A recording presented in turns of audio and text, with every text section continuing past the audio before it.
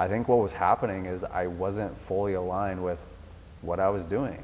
And God kind of like forced me into like, hey, go find yourself and discover who you are a little bit more so that you can discover on what you actually, who you want to be and what you want to do.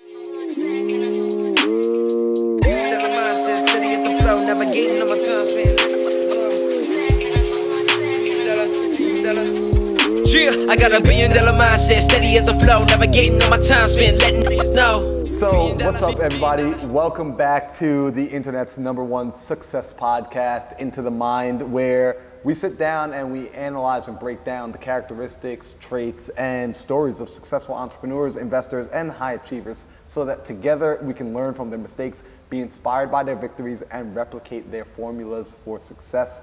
I'm your host, Marlon Johnson, former parkour athlete turned real estate entrepreneur, and I'm on a mission to help 7.8 billion people improve their lives personally, professionally, and financially by empowering their mindsets and connecting them to the right people. Today, my guest is someone who is making some pretty big waves in the entrepreneurial space out here in Arizona. He's the founder of the Just Grow podcast, which is increasingly becoming more than just a podcast. It's actually starting to become a movement. After experiencing some of the lowest lows he's ever found himself in life, he put himself on the mountains in Utah where he had this epiphany and he had a conversation with a stranger that led him to realizing he's really good at asking deep questions and building rapport with individuals to go to places that most people just never visit. So today we're going to be talking about how the podcast has come together, how it's becoming more of a movement, what it's creating for the attendees, not just himself and the guests, but actually the people in attendance and the breakthroughs that they're having.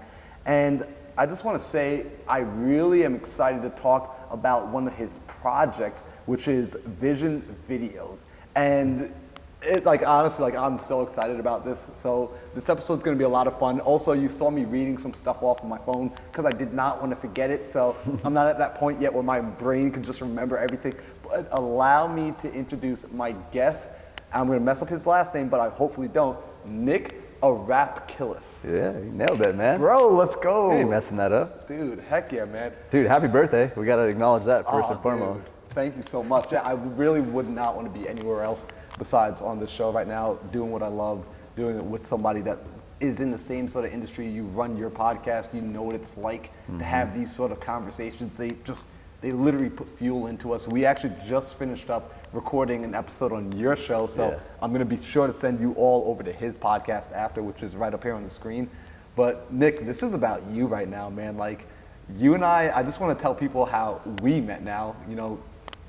So I was, about 2 weeks ago, right before the 4th of July, you and July 3rd. It was July 3rd, yeah. Right? We met in the parking lot outside of your apartment complex here. Yep. We got a party bus together, something that I'm pretty much never on. Like, most of you know me, I'm grandpa sometimes.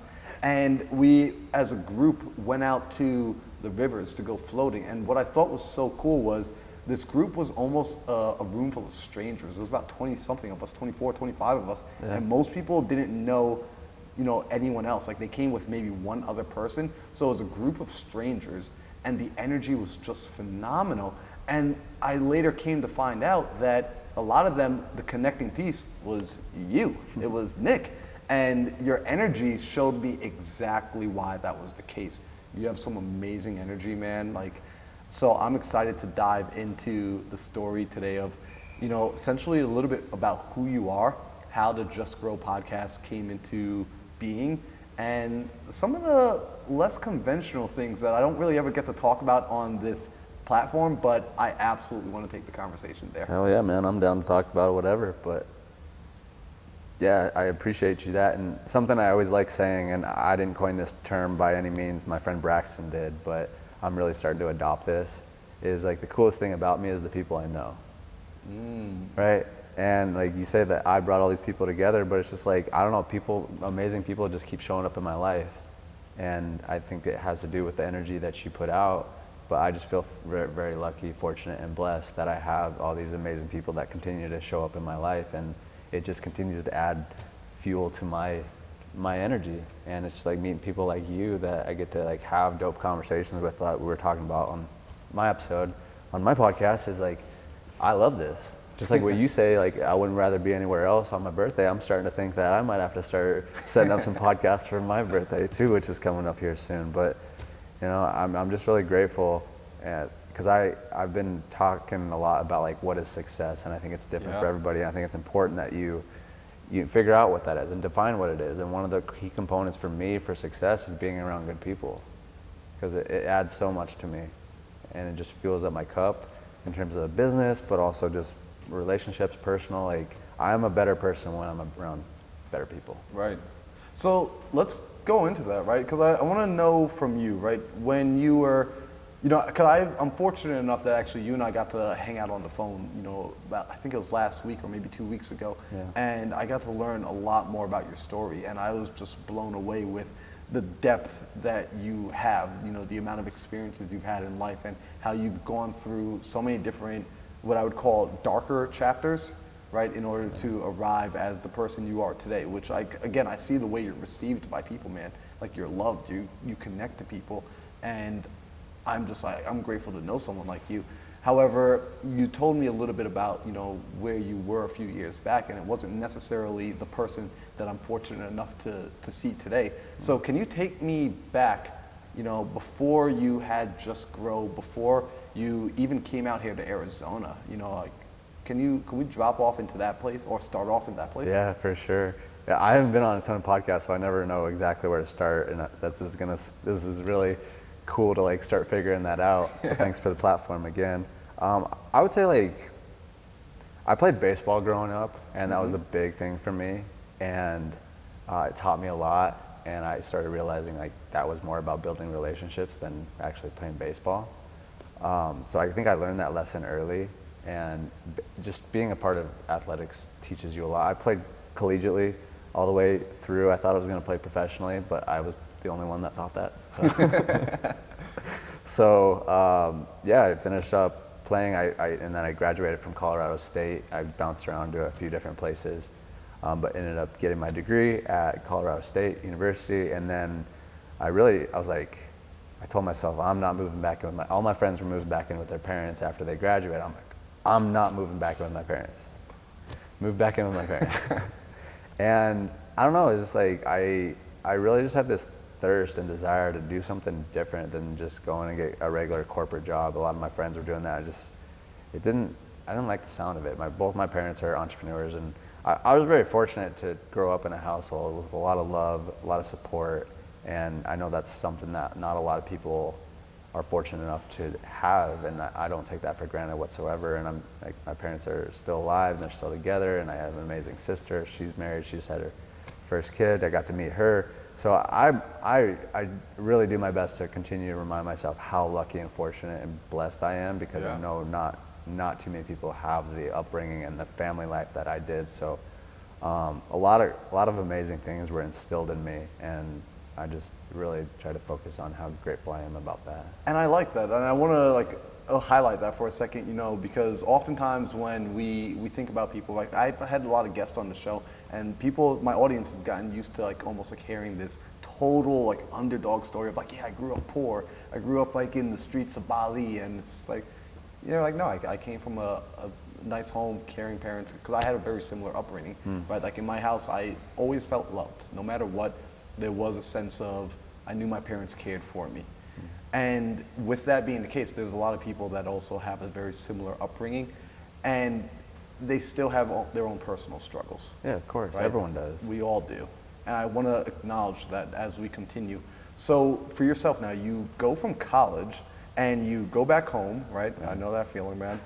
And, you know, like kind of what did that do for you? Like as you're thinking like, all right, cool, like I'm gonna go off and do my own thing. It's almost like a kind of a first slap in the face by life. Like what did that feel like in that moment? Wasn't ideal. You know, I think as I was finishing up school, I was really starting to dip my toes into like some entrepreneurial adventures, if you will. And you know, you hear the stories, oh, make $20,000 your first month, or I don't know, there's this course I bought, it said that like they're making like $100,000 a month on Facebook. working 2 hours a day or something like that. Well, I was like, well, shit, like I got 8 hours a day. So I'm gonna be making 4 times what they're making. I really thought that. Like I would call it naivety or optimism, or just not experience with the internet. Yeah. I really thought that, and I don't know, I just always had this optimistic view about things. Again, I come back to my parents, my mom especially, like really instilled that in me. I just saw opportunity. I just, like one of my roommates, he was doing like penny stocks, he started making some money, and I was like, wow, there's like ways to make money online. And so like, I started dipping my toes into it. I tried different things, like kind of like network marketing things. I started going to like Forex stuff, and I don't know, just kept on like learning. I was always on YouTube, like seeing the videos of people making money. I'm like, oh, if they're doing it, like I can do it. And I think that's a really good point, because I think when things kind of shifted for me is when I made a decision to go to an event in Chicago. And I didn't have much money, but I was like, my mentor, like it's kind of like a network marketing deal, like internet network marketing thing. Yeah. And I had a really cool mentor. He was really, he's still hustling and doing his thing. And he's really cool. He really took the time to like have a conversation with me. I think he recognized that I had some potential in me. And he said, dude, we got to meet, man. You got to get to Chicago. And I was like, okay. So next day I told my parents, I was like, I think I want to go to Chicago and to go to this event. And my mentor said he wants to meet me.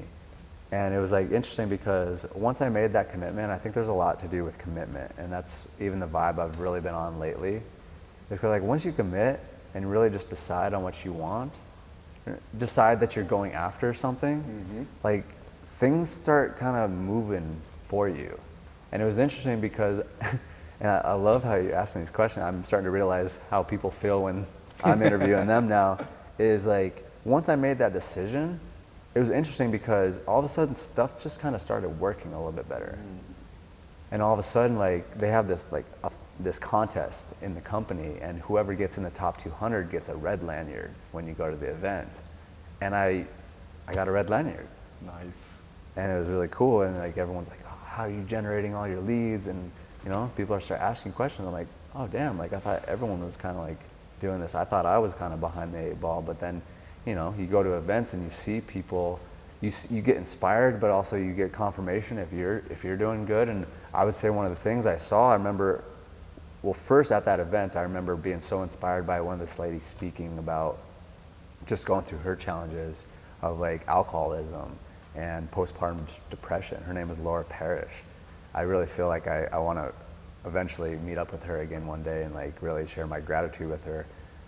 But like I was so inspired. I was in the back and I was like, damn, like I could see myself like on stage like sharing my story. And like I don't resonate with like the specific things that she's gone through, but I resonate with the struggle of like overcoming challenges. Yeah. And I don't know, you get inspired by getting in people's energy. And we were talking about that, and that's why I like to do the podcast live in front of people, is because like you're in the energy of people. But one other thing I noticed at one of those events, there was this old lady. I mean, she was probably like pushing like 75, 80. She came out on stage, got this big ass check for like, I don't know, 100, 200, 300 grand or something. I'm like, come on. If she can do it, I can do it, right? So it's like, it's interesting when you go to events and you commit to stuff, and it just like adds more of like, hey, I'm doing this. And when you commit, you tend to actually get the results when you commit. Nice. So, essentially, it sounds like when you got home, you were searching for some stuff, right? You were trying to find a path. You find the path, you find the mentorship, which is really cool. And like you said, you actually committed to taking that next step, right? It wasn't just man, it'd be so nice to do that. You actually found a way to make it happen, and I call it the campfire. You got around the campfire. You started to feel, because the cool thing about the campfire, it's like if we put a fire up on this monitor, how warm is it really going to make us? Right? In fact, we could get 12 monitors and put the campfire up on all 12 of them. It doesn't do anything until we actually get that physical proximity. So you went and you got physical proximity, and like you said, you were inspired. So what happened from there? Where did that, I guess, like being around that energy take you? Like what changed? Yeah, and I'll do my best to kind of like speed up, because that was still quite a ways ago. But I think I got home and I just like was more motivated, more inspired. And not to say like everything like took off from there. It didn't by any means. But I started. Didn't become rich overnight? I wish. There's still a lot of struggles within it, but I guess one thing that always stuck with me was that if I was gonna quit, it should have been on day 2, because otherwise it's a waste of time. And I don't know, that stuck with me. I guess, and part of me thinks like at times I'm just too stubborn to like deviate, but I don't know. Like, I think there's a lot to say about just persistence and saying, hey, I'm gonna do this and I'm gonna figure out whatever it takes. I'm just gonna do it. And I sacrificed a lot too. Like, there was definitely times I even like decided like I wasn't making much money, and I also didn't want to like really go and get a career or anything. So I was still living with my parents. That didn't feel good. I felt like I was losing friends left and right because all I was doing is just working and focusing on my business. And then I ended up driving for Uber. And I like actually started putting a decent amount of hours on that. And it was like I was just driving on the weekends, driving at night, driving on holidays. I remember there was one year, it's kind of sucked to say, but like there was one year on New Year's that I actually kind of had some space to go hang out with some friends, and I kind of like wanted to. No one called me. I didn't talk to anybody on New Year's. No one, and I was like, and then I just went and drove. And it was really hard because I was in my mid-20s. Yeah. And a time when I should be having fun, should be going out and partying. It's New Year's, where's all your friends? And that's the question I got over and over again that night. And it was tough to hear, tough to swallow. Why aren't you out partying? Come party with us. Like, a bunch of people that wanted me to come. And I was just like, too embarrassed to tell people the truth. I'm like, no one called me tonight. No one wants to hang out with me tonight. Because I've been so focused on just like doing this, it kind of sucked. Yeah. But I think that almost like even shifted in me too. Like, I'm committed at this point. Like, if I go and just work a regular job or just like give up on this shit, like all this was a real waste of time. I could have just been partying and having a good time when most of my friends were. So I don't know, maybe that even shifted in a little bit more. And it was soon after that when, I don't know what happened exactly, but I kind of broke through in my business and started making some decent money. And then it was at that point, once I like had a few good months, I was like, I'm ready to get out of here. I want to shake it up. And I don't know what really spoke to me, but like I came out to a conference out here in Arizona. I met a lot of cool people, and I was like, I kind of like it out here. I was working with a buddy of mine, and we were kind of like, he was my upline essentially. Mm-hmm. So we were doing good. We were having some team calls every week, and then we kind of wanted to travel and do the, living the lifestyle type of thing. And I was like, hey dude, what do you think about moving to Arizona? And he's like, all right, let's do it. A couple weeks later, we're here, and that's when everything shifted. So let's look at this for a moment, because I want to highlight something here for the listeners and for the audience, which is you made a decision that ultimately, hey, I found the vehicle, right? And I'm seeing other people make this vehicle work. I'm inspired. I caught the heat. I'm going to make it happen. And in the beginning, it's not happening. Like, it's just, for lack of better terms, like it's not happening. And you're also watching the rest of your life, in essence, kind of do what it feels like. It feels like it's flying by you, right? Like your friends are like now just kind of continuing on, like they've moved on in essence, right? New Year's comes around, you don't get the invite. I want to highlight that because there's a lot of people that are on that entrepreneurial journey, and they find themselves in that position right now where they're thinking like, let me ask you this, did hesitation and doubt start to kick in where you're thinking, should I be doing something different? Right, like, did any of those moments start to kick in where you started to question, why am I choosing this path? Did I pick the wrong vehicle? Should I get off this vehicle and step into something else? Yeah, it was, I would love to say that like I've just had this insatiable belief in myself all the time, and I feel like that's even like a thing I work on with my coaches all the time is like, I got on a call the other day. It's really interesting. This guy, I could tell he's very tapped in. And he said something to me I didn't love hearing because I knew like there's a lot of truth to it. He said, why don't you believe in yourself more? So still to this day, like I'm still working on that shit. So it's like, I don't know if those doubts are ever gonna go away, but it's just like kind of what we talked about earlier on my episode is that I think it's really important to acknowledge yourself for everything that you have done, everything you've worked on. I've interviewed a lot of amazing people, and everyone has these challenges. No one has like this 100% bulletproof belief in themselves. But I think the more that you can remind yourself of all the stuff that you have done really well, it only helps. And I think our brains are always constantly looking for evidence to say, like, is what you're doing actually who you say you are? And I think the more that we can remind ourselves on how much cool stuff you've done. Maybe it's even, you think it's little, but it could be huge to someone else. And that's something I've been doing, even just from a business standpoint, like, hey, how can we collect more testimonials so that we like believe in our product more? But I also think about this, you know, I would say, again, coming back to the whole conversation of why I think the coolest thing about me is the people I know, is because it's amazing people like you that continually to like build me up. Like, I wouldn't be where I am if I didn't have like, and not that I want to rely on other people to build me up, but it helps. Mm-hmm. It helps when you are around amazing people and you recognize how amazing they are, and then to hear them say amazing things about you, it holds a lot of weight, rather than just like someone saying it because they want to get something from you. Right. I want to highlight that, right? And like, this is why I want us to like have taken that pause there, because I want people to recognize it's not a never-ending journey, but it's a never-ending journey. I'm just going to say that for the people that are afraid of doing the work. Like, hey, once you start this work, it continues. However, it allows you to just do cooler and bigger things, right? You become a better builder. You can build a bigger structure. And then also, what you just said as far as having the people that help build you up, I mean, I agree with you 1,000%. That's why even myself, I've moved across country. I've gone, when people ask, why did you go to Arizona? Is it because you're investing in real estate there? No, I invest in real estate in Milwaukee, Wisconsin, right, of all places. But I went to Arizona for the people. See, I found a campfire. And, you know, us getting to the place where we recognize, well, I wouldn't look at a person and say, well, yeah, you're so weak. You need a fire to warm you up in the winter. You can't just make your body get warmer every day, at every moment. Oh, and you still eat food every day for nutrients and energy? What the heck's wrong with you?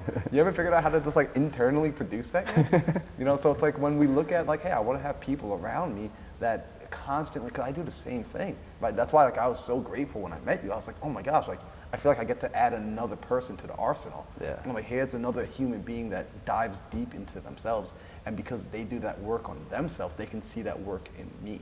Yeah. They can help me overcome blind spots. So with your story now, like I want to jump back in. Sure. Where, you know, you call up your buddy, you say like, hey, you want to go to Arizona, man? Like, want to become roommates? And you start to get a little success in the business, right? You start to get a little bit of traction, and now you're out here in Arizona. So I guess like from there, it's just straight smooth sailing. You got some traction. You figured out how to make money, and everything's good. Well, no, I know where you're going.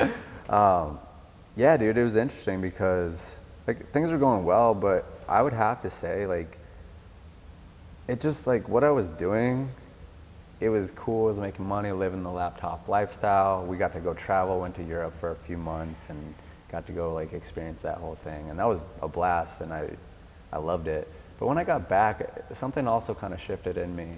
Is like, I kind of want to like do something that I like more. Like I really love. Like I feel like without even being able to describe it, I've always been on this path for like, how can I find the thing that really fuels me and makes me feel alive and I feel so aligned and in purpose with? Because I didn't feel that way. You know, it was like the things I was doing was like network marketing type of things, and you're selling products that like, let's be honest, like you're selling them because you're making money. You weren't selling because you like truly believed in them. That's kind of my perspective. I think network marketing is amazing. Start, yeah.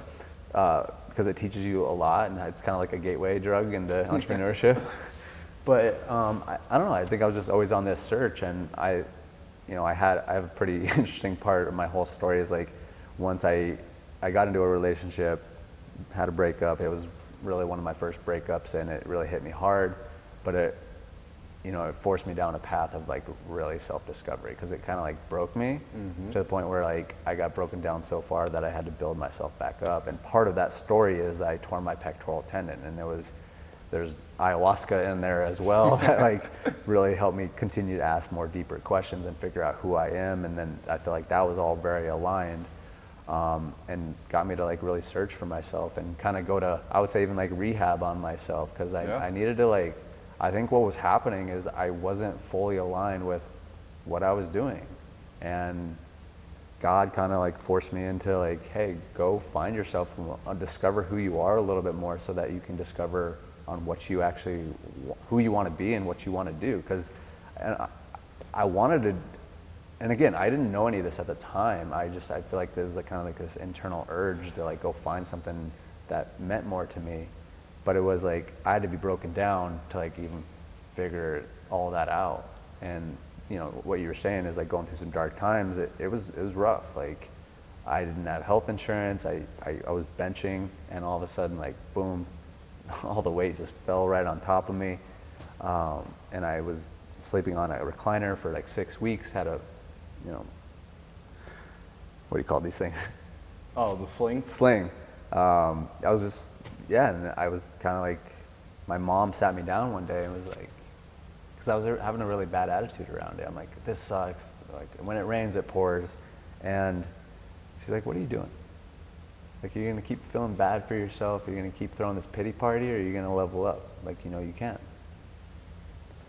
And that spoke to me. And again, that's why I come back and say, like, I'm so grateful for my family, because I don't know where I would be without them. Yeah. So yeah, like it really, that sucked and it broke me, but I needed it. I think you tend to get what you need in life. And fortunately for me, I don't know, I think God kept giving me like subtle nudges. And He's like, oh, you're not getting the hint. So I'm gonna give you a strong nudge. And that's when like I got opened up a little bit more. And I'm happy you said that, right? Because, you know, one, I'm happy that you acknowledge, first off, that a breakup, because I think a lot of guys I've seen guys when they get into breakups and like they get seriously hurt, they just start, you know, well, she sucks and she wasn't even that, but it's actually hurting them. You actually went into that pain, right? Like, you know, I've had those sort of breakups as well, where it's debilitating. Yeah. Right? Like, it's just straight up, life does come to a halt for a good while. You know, and the fact that, you know, on top of that, to add insult to injury, the physical, now your body literally breaks down on you. So it's like you're saying, like, he was trying to be polite. He was trying to give you a little tap on the shoulder, but he had to really jostle you to get you to pay attention, to the point where now things are taken away. You're in this rock bottom, this season of winter, right? And I call it a season of winter because winter comes more than once. Yep. Right, so you're in this winter season, and what's cool is your mom doesn't necessarily just sit there and say like, oh, it's okay, honey, but she actually asks you a powerful question, which is, you know, what are you going to do about this? How long are you going to sit around and kind of do nothing with this? So from there, you know, what did you decide to do with it? Like, what, because that was a pivotal moment for you. What did you make of that? Well, I just got to it, really. I mean, I woke up early, which again, I told you I'm not a real morning person, but I woke up 5 o'clock and I started reading. And I started doing some meditation. And I remember I was reading the book, High Performance Habits. That book really changed some things for me. And I remember there's something that said in there, it said that, something to the tune of like, if you keep growing, like, you'll be good. And I knew I was at a really low spot, but I was like, that spoke to me, and I was like, I'm gonna be good as long as I just like keep waking up and keep reading and keep growing my mind, and eventually I'll get to a good place. And that's kind of what happened, is like I just kept working on myself. I didn't have many distractions. When I was at home, I kind of like put my phone away and just decided not to like look at social media, didn't have those distractions, and just really got to work on myself, and like treated a book like I paid $1,000 for it. And like diving in and doing all the exercise. They say do this exercise, come back to this chapter at least 7 times in the next 30 days. Like, I was just doing all the things that they said. I was like, well, this guy's obviously at a better place than me. Maybe he knows some things. Maybe I should actually listen to him and actually do the things he's telling me in the book. Because I mean, I think unless you do that, like, I mean, that's a whole nother conversation on how you consume content. But I mean, for the place I was at, I just felt like I was at a low place. So I'm like, all right, I'm just gonna be teachable and listen to someone that's smarter than me. I love that. And I want to give this disclaimer for everyone that's listening right now. We're probably going to do a part 2. And the challenge with this is, like, when I get guests like you, Nick, where there's so much depth to the person, where there's so much that this person has experienced because you've done the work, you've gone to those dark places, you've gotten into the hole, and you've gotten yourself out of the hole. right? There's just so much that can be, we can spend literally 2 hours talking on that one topic right there.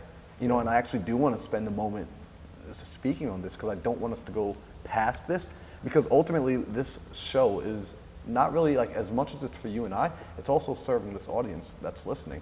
And there's someone right now that has done this work. They've done the work of, man, well, I feel like I've been at rock bottom, just like Nick is describing, and I've read the books. However, you just said you read the book in a different way, which is you actually treated it like you paid $1,000 for a course, that you had somebody standing there and they said, do the work. You're actually doing the work. Can we talk about that for a second? Because that's a different way to consume information. Yeah, and I'm glad you said something, because I felt like in an in-between place of like trying to rush the rest of the story, because there's so much more, and like pulling out the good parts of this. So yeah, that would be amazing if we did a part 2. And Absolutely. It's funny. I might start becoming known as a part 2 podcast guy. But yeah, dude, like, I think it comes back to the whole conversation of depth, right? Is like, are you gonna skim across the surface and just listen to an audiobook while you're working out? And again, I don't think there's anything wrong with that, because I've even like gone through phases. I've gone through a lot of different phases of like how I consume content, how I produce content, how I get the most out of content, whether I am consuming or producing. But like in that phase of my life, I was just like, I think this feels right. And I think that also is something to be said there too, is like, when you start quieting your mind and you just start like, because like people tell me I'm very intuitive, and I think as I've delved more into myself, I understand myself, so I understand people really well. Mm-hmm. And a part of me feels like it's a superpower at this point. Like I understand people like right away. So I think it's just a conversation about depth. Is like, do you want 1,000 friends, or do you want 5 friends that you guys are deep friends, like that you would do anything for? Do you want to read 1,000 books, or do you want to have 2 books that made the most impact on your life possible? Do you want to create 1,000 podcast episodes, or do you want to create 100 that were actually meaningful and impactful and you talked about real stuff? So I don't know, like there's also a conversation to say like the most successful people, they don't have a lot going on mentally. They don't have a lot of chatter. They don't have a lot of stuff. They're focused. I follow a guy, Alex Hormozy, I'm sure you're familiar. Alex. Yeah, man. But he talks about that, is that what he learned is like the most successful people have like a quietness to them. They don't have a lot of distractions. They don't feel like they have to like do all the things. They find the things that work and they like stick to them, instead of like social media, this, that, da, da, da. So I guess in a sense, like what I'm getting to is I kind of took that approach of like, instead of me trying to like learn 1,200 different things, why don't I just like, I feel like I'm resonating with this guy, Brendan Burchard. Seems to be making a lot of sense to me. I kind of like this book. I like how he's giving these exercises and whatnot. I'm like, it resonates with me. Yeah. So I think for this time in my life, this phase of my life, I'm gonna go all in on this book. And it paid off. And that's a powerful technique, and I'm really glad we can actually dive deep here for a second, because it's something where, you know, in my own personal experience, I've done hey, let's see how many books I can read. Let's try and cram the knowledge and cram the information, and it serves a purpose to an extent, right? There's information that nowadays does kind of just come to me from having put it all back in there, right? Storing it away. Mm-hmm. However, from a place of getting, like you said, the depth, right? Being able to actually really make the information work. It comes from meditating on the same books, coming back. So right now, for example, throughout the year, there's 6 books that I'm just rereading over and over and over and over, writing it, reading it, applying the lessons, actually doing what the book tells you to do, as if somebody were standing in front of you telling you to do it. So for yourself, right, you tapped into Brendan Burchard's book, right, High Performance Habits. Mm-hmm. And, you know, I guess, what did you start to see? Like, did you start to was there a point where you almost started to get like a positive feedback from it and there was like a reinforcement, or like kind of what was your experience with diving deep into this book and applying the process? Well, I think if nothing else, it just like kind of taught me how application is everything. Like you can read a bunch of books and that's great. There's nothing wrong with gaining more knowledge and learning. But like, I guess kind of where I come back to is like, this just helped me apply it, integrate it. And that's what's been really powerful for me in a lot of different facets of life is like, how are you applying this? Because at the end of the day, like reading books only does so much until you like actually apply it. And I would say like, I started just feeling better. And that was kind of my guiding compass, I would say. Like there was a few things that would say, it would ask you like, every morning, ask yourself, what are you excited about today? And it was interesting because I would do it with my mom. It was a really fun little exercise that we would do. We would be like, Mom, what are you excited about today? And it's kind of interesting because like it's how you ask the question. And you know, this is probably why I've gotten so much into the podcasting, is because I think the quality of your questions determine the quality of your answers, which determine the quality of your life. So, you know, our answers, my mom would be like, oh, I'm going to the post office to deliver to get some product out to customers. I'm going to the gym, do a team training, and then I'm gonna cook dinner tonight. She didn't really cook dinner. Sorry, Mom. Exposed her. But like, you know, depending on the type of question you ask, Mom, what do you have to do today? I have to go to the post office, deliver some product. I have team training today. It's like, it's the same answers, but because of the way you ask the question determines how you feel about those answers. And the same thing for me is like, oh, what do you got going on today? I'm gonna read some books, I'm gonna study some training, I'm gonna send an email out to my list or whatever it was that day. But like if I asked it, what am I excited about today? Oh man, I get to read, I get to learn a bunch of cool new stuff. I get to send out an email to all my loyal subscribers. Like, it just changed up how I like kind of looked at things. And I mean, life is two-sided, right? It's interesting we got on this topic because I made a post today. Is like, love is 4 words and hate is 4 words. And then I just used this audio on a reel today, and it came out with all these different words that are complete opposites, but they're the same letters. And it's like, how do you want to, like, what do you want to focus on?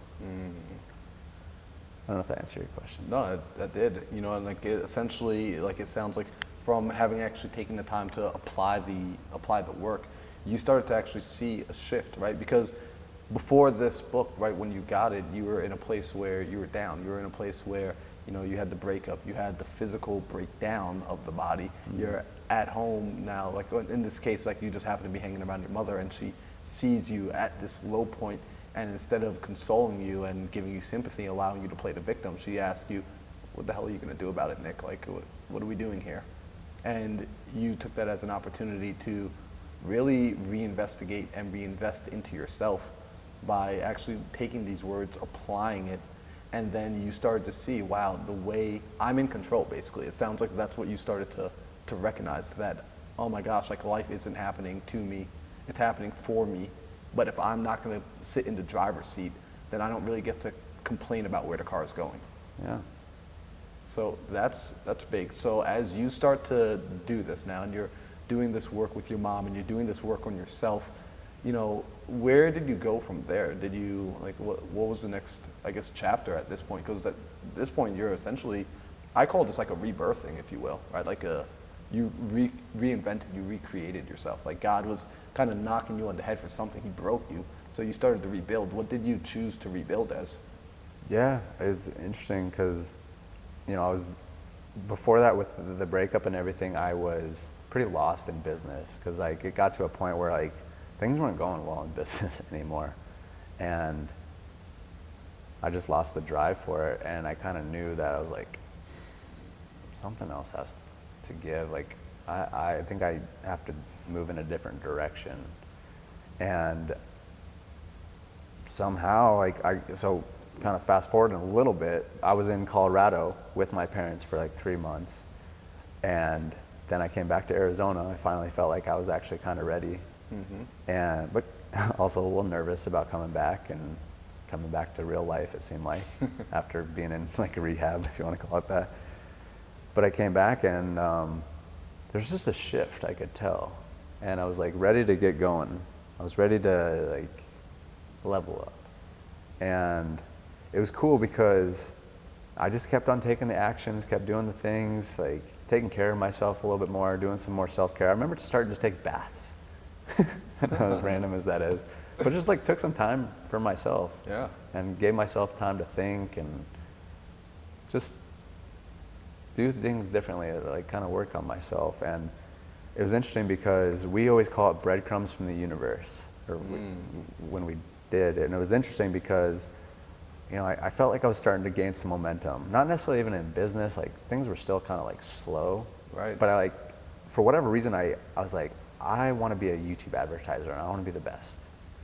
And I've tested with some different things with YouTube ads. I built up a YouTube channel. That's how I was kind of like promoting some of my other stuff. And then I started running some ads on my channel, and it produced some like a really good ROI. It was like a 6x ROI like right away. And I was like, there's some legs here, because one of my old roommates did Facebook ads and went from making like $2,000 a month to $100,000 a month in a few months. And I was like, I think there's something to this whole paid advertising stuff.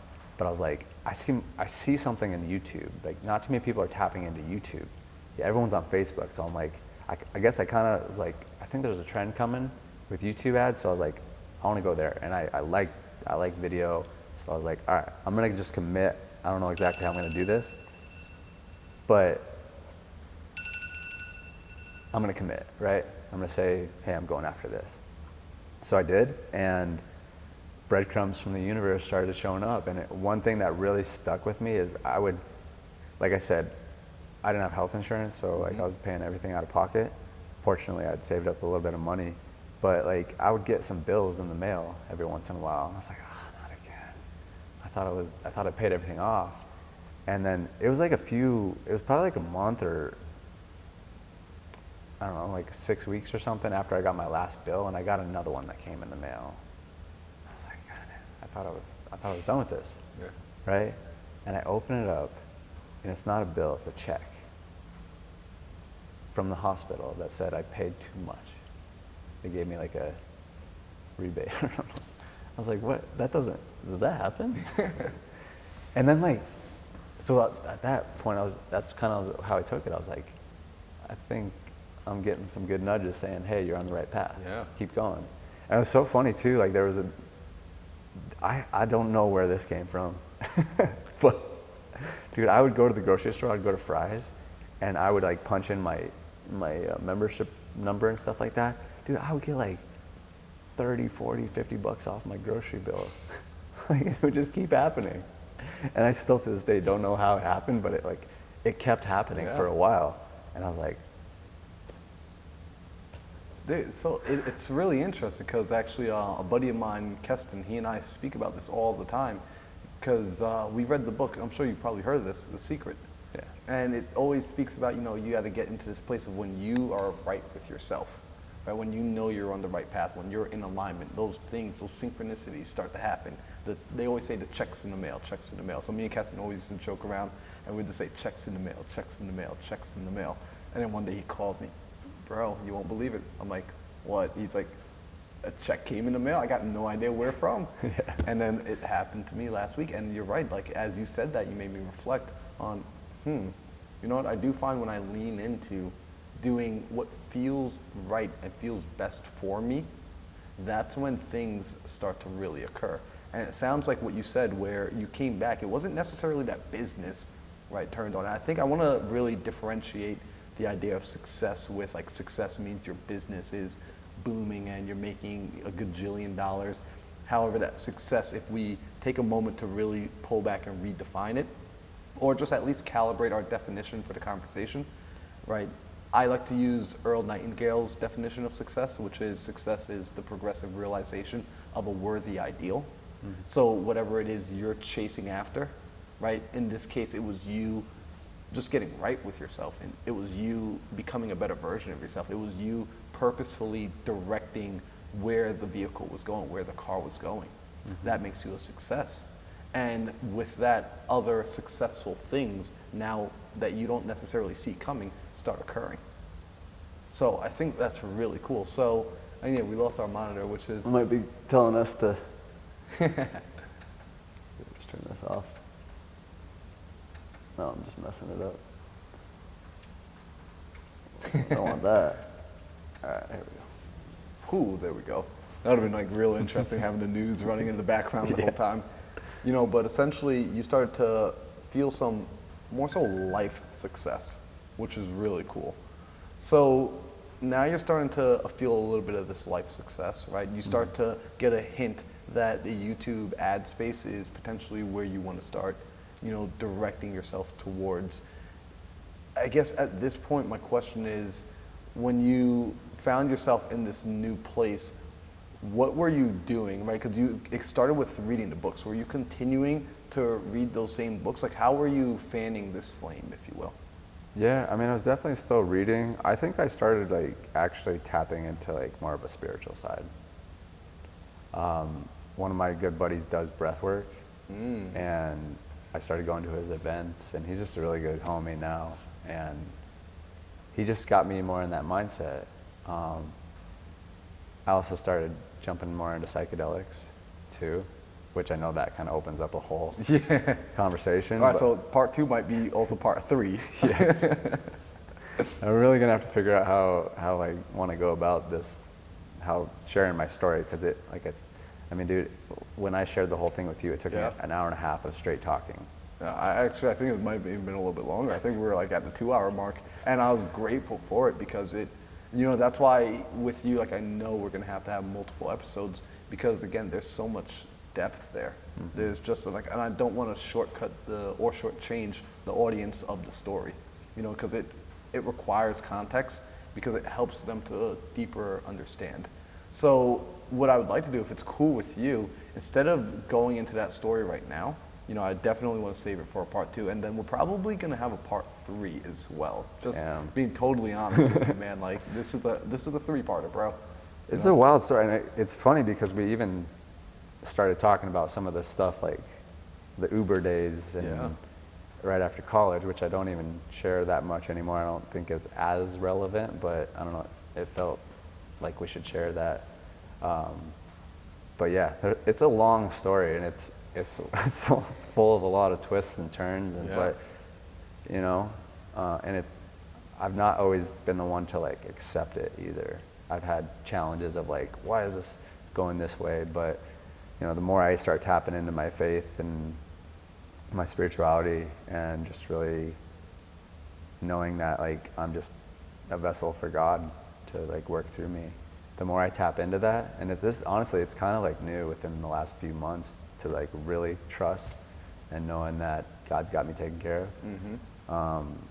It seems like things are moving in the right direction. Man, I love that.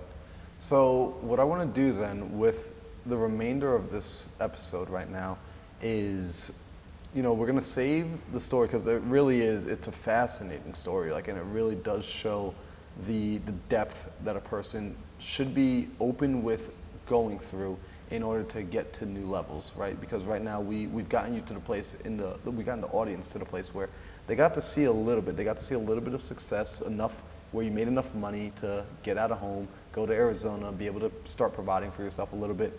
You got to get beat up and roughed up by life a little bit, you know, get thrown back down because you weren't listening to the subtle knocks. Yeah. And then you got to really discover again, you know, and I say again, because you discovered it the first time you came home from college, but you got to discover it on a deeper depth on this ability to create your life, to really reinvent yourself, or to add on to the evolution of the person that is Nick.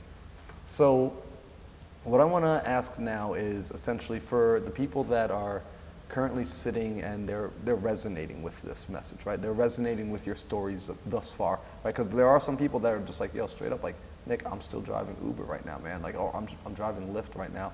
So it's like, I get it, and like, I'm trying to get my business off the ground. I'm in that first, like, you know, 90-day phase. Like, not much is going on except my money is going out of my wallet, man. Like, and I'm just charging it on credit cards. Like, what bit of advice would you give to a person who maybe hasn't been through their first cycle? They haven't made it out of their first winter yet. It's a really good question. I'm trying to think, like, because there's different advice for different people, I would say. I think one of the most powerful things is just to, like, I think something that's helped me a lot is just being an insatiable learner and just always be curious on, like, how can I grow? How can I get better? And I think, like, never feeling like you're there. Because I think I got to a point where I was making some decent money traveling and living that life, and I kind of felt like I got to a point where, like, I got to figure it out, right? Like, who's going to really teach me much? But I'd say, like, when things kind of shifted for me is, like, when I was like, I don't know that much, to be honest. Yeah. I know some stuff, but the more I learn, the more I realize the less I know. Yeah. And just to be in that constant learner's mindset and thinking, and just, like, knowing that, like, there's a lot of other smarter people out there than me that have better skills than me, that are made more money than me, that have cultivated better relationships than me. Like, I think probably I think this advice can coincide with anybody, but it's like, find somebody, whether that is even virtual or even in person, someone that has the life that you want, or it has the skills that you want, has something that you want, and do whatever you got to do to get around them. And, like, when I started, it was mostly online. I'd find these guys on YouTube. I was like, I kind of resonate with them. I'm gonna, like, at least start listening to their YouTube content. Yeah. And then I would start investing into their courses. That's what I started doing. And, like, now I've started realizing, like, coaching changes the game significantly. Big time. It just it expedites that whole learning process, and they help you find your blind spots. And I was so resistant to this stuff for so long, even up till, like, recently, even in the last, like, few months, I, like, really finally committed to a coach for, like, a 90-day stretch, and it's absolutely changed the game. So it's like, and again, this podcast helps out so much, is, like, getting around people that have what you want and start building relationships with them, whether you're just paying for their courses, maybe you're consuming their content, maybe you're sitting down and having a coffee with them, maybe you're paying for coaching, maybe you're joining their mastermind. Get around people that have what you want. Bro, that is such good advice. That's honestly, that's game-changing advice. And, like, I always preach it from the top to roof. I call it campfire effect. So, like, the people in my community now know, like, when I say campfire effect, it means go put your butt near the campfire, go feel the heat. There's certain things there's a power in proximity that will kick on. So I love that advice, because to your point, right, like, it's something that's universal, right? No matter who they are, no matter where they're at, if they can take the time to sit and look for who has what I want, and how can I put myself closer, how can I be in that person's circle, in that person's world, to learn from them directly, whether it's their social media, podcasts, books, courses, masterminds, or I just hunt them down like a weirdo on the internet, which is, hey, we all gotta do what we gotta do. Yeah. Right? It starts to get us to that next level. So One thing I'll add to that too let's hear it, bro. is that's amazing in itself, and it also is going to depend on, like, the type of people that you're getting around. If you're wanting to get around, like, top level people, like an Ed Milet type of person, it's going to be a little bit harder. But I think a really, really good thing to consider, even if you're just starting out in this, is, like, how can I offer value to these people? Because it's not like, yeah, it's great to get around people and just, like, soak up some stuff, but, like, if you can really start building relationships with these people, that changes the game significantly. And the best way that I've found, and and this will obviously talk a lot more about this, but, like, the more value that I can provide to these people, that's what helps out. And maybe even if you're just starting out, or you feel like, oh, what value do I have to offer? The best thing that you can do is be a connector and learn about these people, and do your best to, like, learn where their struggles are, and do what you can do to, like, connect them with somebody that can help alleviate that challenge. That's really powerful advice, actually. That's it's actually something, like, I preach to a lot of people that, like, are inside my community, where I tell them, essentially, when you go and create new relationships, the goal is to bring value in any relationship that you get into, whether it's transactional, whether it's you're the client, you're the customer, it doesn't matter. Always seek to leave the relationship by putting more value into it, providing more value than you take. Because you could always provide more in use value to another person than, let's say, in monetary cash value that you give to them or that they take from you. So I love that, and I like for the people that struggle with knowing, hey, what value do I bring, Nick? I haven't done much yet, right? I'm 19 years old, Nick. I haven't figured out life yet. Or, hey, I'm 40 years old and I've just been working a W-2 job and I just found out about this entrepreneur stuff and nobody wants to hire me and I don't have any other value to give, and I spent the last 40 years learning this one job position.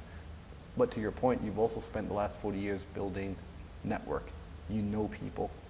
Take the time to learn about other people, make them more interesting to you. Ask them questions, figure out what makes them tick, what are they good at, and then become the connector. And I want to add to that, because I love that advice, show up authentically. Yeah. The most valuable thing, and this is what I appreciate about you so much, man. I think I told you this. I think I hugged you the first time I met you when we were up in your room, because I was just so happy that you had given me so much of you, so much of an authentic person. And I was like, wow, you don't get too many of these people that are just openly living without the mask on. And I just appreciated that so much. So that in and of itself was value beyond measure. Mm. So I love that, like lead with value. So I want to ask you two final questions, and it's going to be interesting because I'm wondering if I'm actually going to save the final question for like the final interview, if that ever even is a thing. But this question I can ask you safely now, because I still like that last question, but we just haven't come anywhere near the end of your story. Yeah. So this question is selfishly for me. I love reading. I love reading books. Books, just like for you, they've changed my life. And can you name one, but no more than two, books that were total paradigm shifts for you? And you already mentioned High Performance Habits by Brendan Burchard. So I'm going to say, let's take that one off the table. Okay. But aside from that book, what's been another book where you're like, you know what? This was a game changer. This was a paradigm shift. After I read this, my consciousness expanded and never quite went back to the same size. No more than two, huh? I know, it's tough, man. I mean, I read a really good book recently. Like, it was the last book I read, but I don't know if it's, there's so many. Ooh. I want to tell you two, and then I want a bonus one. All right. One that gave me the paradigm shift, and then one of my most recent ones, and I'll tell you why, and it coincides with what we just talked about. Mm-hmm. So I would say, damn it, dude. There's a really good book called Feel Free to Prosper by Marilyn Janae. I believe that's it. And that was really powerful, and it talked about like how powerful your words are. And that's why I got this tattoo. It says abracadabra. I don't know if we talked about this. No, we didn't. So it's funny, I was looking at it earlier in Hebrew, it's translated to, as I speak, I create. Oh, wow. And so I got so much from that. Obviously, I never thought I'd get a tattoo, but like she talks about how powerful it is to be very conscious of the words that you use and don't speak things over yourself that you don't want to manifest in your life. And the way she explains it is really good. So that definitely changed my perspective on a lot of things. Gosh, there's so many good ones. I think Ask and It's Given is really good, by Abraham Hicks. Oh, yeah. It's a really interesting story too. It's, what's their names? Jerry and Esther Hicks. They're a couple, but then they channel this guy Abraham. It's wild. I've seen bits and pieces of her and on Oprah. That's actually how I was introduced. It sounds far-fetched, but I don't know, it's pretty close to truth in my opinion. I mean, I think, and this is what we're going to get into with part two, is like, our listeners are going to learn that there's a lot more that we don't know than we do, and there's a way deeper intelligence at work. For us to look at things as far-fetched anymore, I think you and I have had enough experiences, independently and collectively to realize there's a lot of things that seemed very far-fetched that now I'm grateful science is starting to improve. You know, like we earlier on your episode on your podcast, we were talking about Dr. Joe Dispenza. Well, that's what exactly I was gonna. So I actually have 2 more books. Sorry, I'm breaking your rule. So yeah, becoming supernatural. That definitely changed some things for me because there's a lot of science backing everything, the fact that we're all energy. That's a really hard concept for me to grasp because like, this seems physical. This seems like matter. Like, how is this energy? How am I sitting on energy? But the way he breaks it down definitely changed things for me. So I'd recommend that book. And then my last book, I promise I'm done. The Third Door by Alex, I forget what his last name is. My friend just recommended this to me. I just cranked through the audio in about a week. But it's a really cool concept if you're looking to build relationships and you want to be strategic about it, but obviously, like you said, be authentic about it.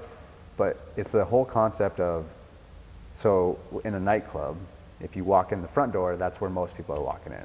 General admission, everyone's paying to get in, that's where most people are. There's a second door, which is usually a VIP door that you pay for, you're a celebrity or whatever, you get in there. But then there's always a third door, whether that's through the kitchen, whether that's someone opens up a window for you. And that's the whole concept of building relationships and being very strategic. And I say strategic, but just being, I like to say, more authentic and building like these, cultivating these really strong relationships that can lead you to so many things that you couldn't even imagine. And my friend that recommended, he's like, he gets into these masterminds that people pay gobs of money just because they want him in there. Yeah. And that's the power of you. If you cultivate relationships and you build them authentically and you do them for the right reasons, it can absolutely change your life. And I think that's kind of the phase I'm in, is like, I've for the last 6 years, I've been just building relationships with no real agenda, if you want to call it. And now that I have more of like a business and an offer and something that's like really close to my heart, and I think that's going to absolutely change the world, now I'm like starting to like get a little bit more strategic on like, how do I tap these relationships that I have so I can get to people that have bigger, not even necessarily bigger audiences, but people that resonate with this mission and can really help blow it up, because I think it deserves to be blown up, and I think it's going to really impact the world. And I don't think I would be able to really blow it up the way I really want to if I didn't have strategic relationships. Yeah, and I agree with you. I mean, that's one of the things that, like, when you showed me the project that you're working on with the vision videos, and I remembered, like, I told you this. I said, like, dude, I literally want to help you get this to the whole world. Like, because what I saw there, I was like, people need this. Like, not they want this. Like, people need this. Like, I still need to sit down and make mine with you. Like, absolute need. And the fact that you see it as a mission, right? And then it starts to show you, like, okay, cool. Like, I can leverage these relationships that I built to do more good. I can scale, right? As entrepreneurs, as investors, we love leverage. How can I get the most amount done with using the least amount of resources to make it happen, to bring more value into the world? So I love that. So we're gonna dive even deeper into that for part 2. I told people, like, this is gonna be an exciting episode. This is an exciting guest for me. So right now, Nick, people are vibing in, they're tuning in, they're liking the energy. Where can they go to follow you? Where can they go to connect? Besides this podcast, like, how can they go and connect with you? I mean, I would say the best way to like get a taste of being in my world is come to one of the podcast events. You can go to justgrowpodcast.com to get some more information on it. We have all our socials. Really want to start building up the YouTube. That's kind of where we're putting a lot of the focus. So go there. We have a documentary, a mini doc, that shares like a piece of the story, like 17 minutes. It's kind of cool. It's really cool. It's hella cool. I was watching it. I'll just be honest, I was watching it today before this, and I was like, dang, this is freaking dope. Yeah, I have a really good videographer, and he's a good friend, and he asks really good questions too. So yeah, I would just start like consuming some of the content. Instagram's where I post a decent amount of content. But yeah, come to the events. Like, there's something special about the people there and the conversations that you get to have. And again, if you're trying, everything we talked about is like build relationships and connect with people, there's some really amazing people there that are building up 7-8 figure companies, but also just like some of the most genuine, kind-hearted people you'll ever meet in your life. And like I said, the coolest thing about me is the people I know, and the people I know come to my events, which I feel really grateful for. So yeah, I would say that would be the best thing. So go to justgrowpodcast.com. That'll give you a little bit more insight into my world. And yeah, shoot me a DM if you have any questions. I'm always love to connect with people. Hell yeah. And I would say, like, if you're in the Arizona, Phoenix area and you're not at this event, you're just silly, right? If you travel to go different places, I travel for people and for environment. I would find out when the next event is if I weren't out here already, and make it a point to be out here just for this event. And it's not because I've been to an event yet. It's like, I'm just being fully transparent. It's not because I've been to one, it's because I've been around Nick. And I've been around the people that he attracts, and it is the sort of energy you want to put yourself around. It is something where I find myself now, when Nick invites me out, I'm like creating this rule for myself that says, whatever it is, just say yes. Just say yes. Because the crowd that will be there will be your sort of people. So Nick, I want to say thank you so much from the bottom of my heart for you being here, for you making yourself available, for you sharing. There's so much more to share, but just even beginning this with me, and you've already shared, the full story with me offline. So just thank you for that as well, and thank you for just being an authentic, not for just, but for being authentic and genuine. Yeah, well, thank you, brother. The thing I always say, I think we could close out with this, because I want to make sure that we don't get cut off by battery or memory card. Because it's been interesting. It really has been interesting as this whole podcast has grown, and I've, to be honest, like, created somewhat of a fame and spotlight, especially in the Scottsdale area with these events. And I do get a lot of compliments these days, and it was challenging for me at first. I'm like, how do I handle this? It's like, I want to accept them, but I feel like it's even kind of like building up an ego in me, and I don't know, it's just really interesting. But one of my friends said something really profound to me, because I was asking him how he deals with people giving him compliments. And so, everything that you're recognizing in me is the reason you're recognizing it is because I'm ultimately a mirror for you. And the only reason that you're recognizing it in me is because you see a part of yourself in me. We're all mirrors for each other. Absolutely. And so the fact that you're acknowledging and recognizing all these amazing things, and I'm really grateful that you say these things, because I appreciate it. But I would just have to like put that right back on you and say it's because of the work that you've done, the person you've become, because of how authentic and genuine you are. So that's just what I'll say about that. Man, I'm happy for that, bro, because I received that, and that means I'm hella handsome now. Like, I appreciate that, bro. So yeah, I'm looking forward to part 2 for this one. Guys, make sure you go check out Just Grow. I'm gonna have all the descriptions down below, the links below, Instagram, YouTube, the website. Go check it out, show some support. He puts a lot of work into what he does. He puts a lot of work into gathering the right people, into working on himself daily so that he can show up and provide value. And I'm telling you, you are going to be just so stoked and mind blown when you see the video visions. Like, it's insane. So we'll put you off there. We'll pause to this one for now, and I look forward to seeing part 2.